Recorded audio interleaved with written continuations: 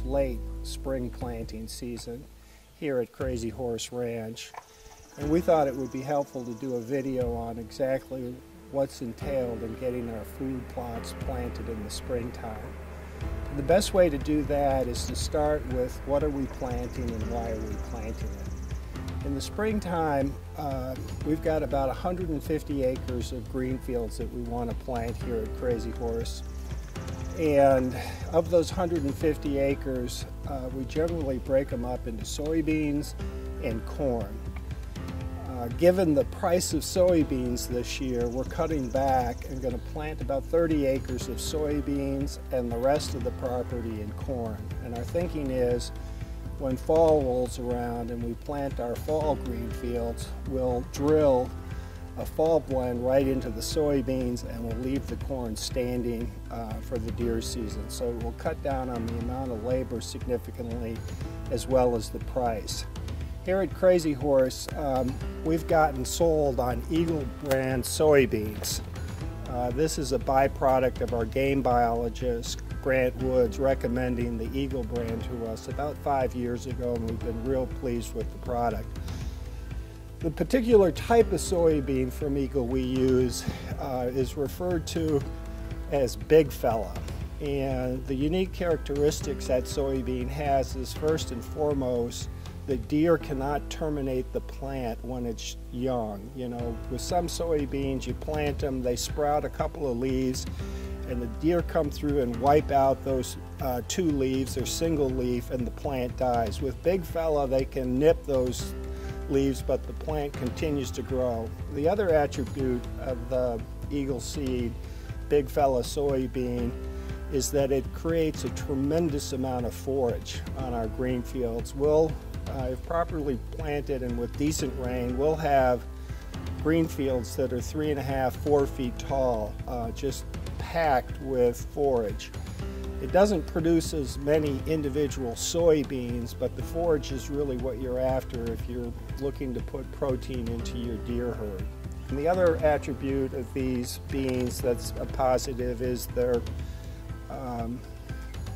glyphosate tolerant. That is, you can use glyphosate or Roundup, if you want to call it that, spray for weeds, and it won't kill the soybeans. So that makes weed management a lot easier. In terms of corn we're planting this year, we've got a cropland corn, hybrid field corn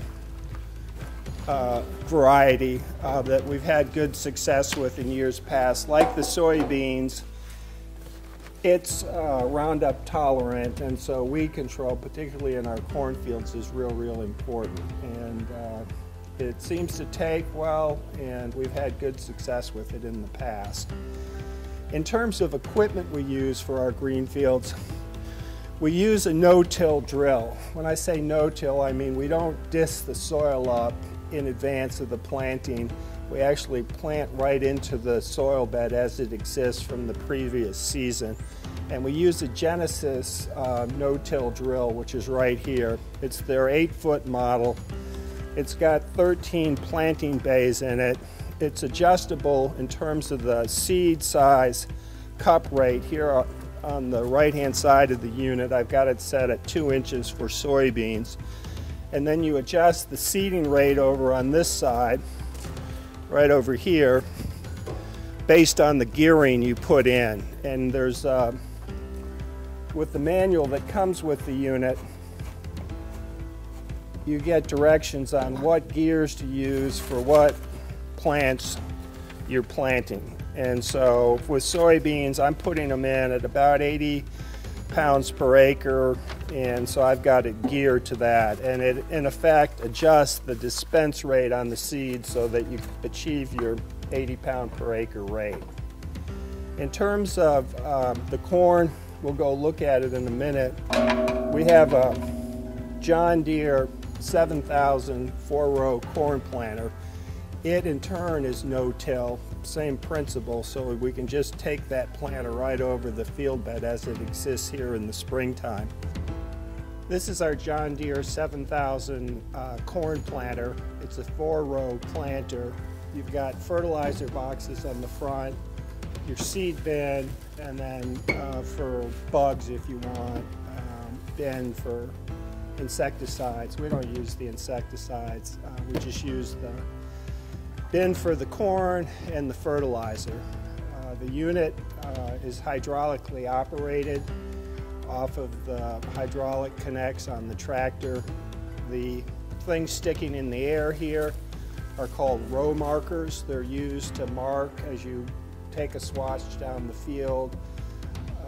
You make a mark in the ground and you use that. You line your front tire up when you come back so that you have appropriate spacing between your 4 rows of corn each direction as you're moving. It's set at about 36-inch spread right now between each of the discs for the seed, and then with the row markers you get 36 inches between your last row going one direction and your first row going the next. And it's important from a planting standpoint to try and keep your rows uniform.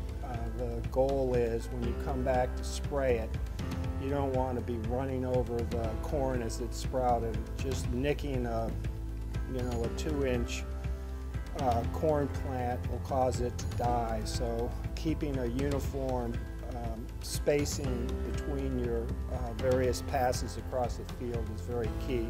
The other unique thing about this unit is it's set up for no-till. Again, the process being you can go in and drill your seed right into the field as it exists without having to disc it in advance. And so a no-till option cuts down on labor associated with greenfield management and is pretty effective.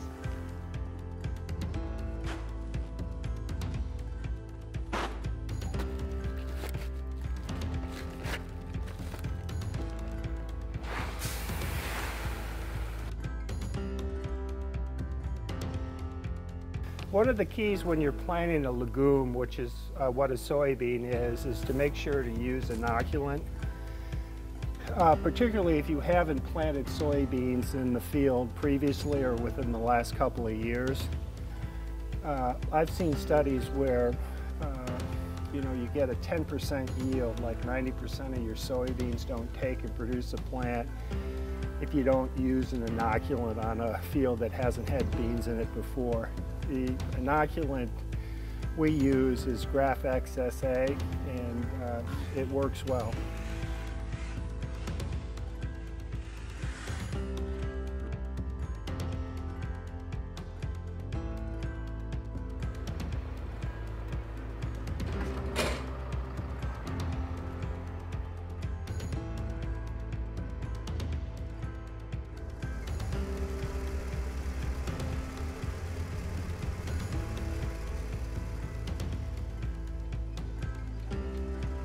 Our wildlife biologist for this property is Grant Woods, and he sold us on what he refers to as his buffalo blend system. And the gist of the system is a spring planting of soybeans followed by a fall planting of buffalo blend. And this is last fall's buffalo blend that we're now drilling the soybeans into. The philosophy behind Grant's system is, first and foremost, you're planting into a cover crop consistently. In the fall, we'll go right through our soybeans with the buffalo blend. In the spring, we'll go right through the buffalo blend with the soybeans, so the soil is always covered. And some of the advantages of a no-till system is it saves you money on herbicide. You're not spraying as much to kill weeds because the cover crop will reduce the weed growth. Second, as this cover crop is knocked down in the process of planting the soybeans and then crimped eventually before it sprouts, it will add nourishment to the soil. So we save quite a lot on fertilizer costs. And the other advantage is you're not spending significant time disking up soil, consuming diesel fuel, and putting hours on your tractor if you were doing the conventional farming technique rather than, as we say, no-till here. But we've been pleased with it. Every year the fields get better, and we're contributing to the growth of our soil, and by and large we're real pleased with it.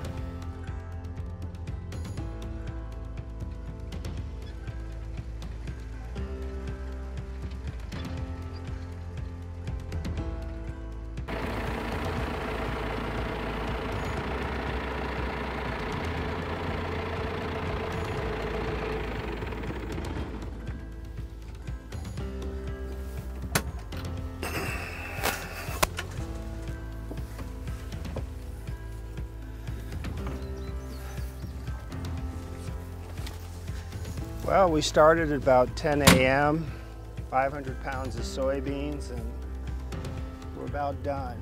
And we're expecting heavy rain this evening, so our timing couldn't have been better. It's been fun. You know, when you talk about deer hunting, there's always the aspect of wildlife habitat management, and we take it pretty seriously here, as evidenced by our green fields and effort we put into making sure the nourishment is right and the deer are taken care of. Hope you enjoyed it. Take care.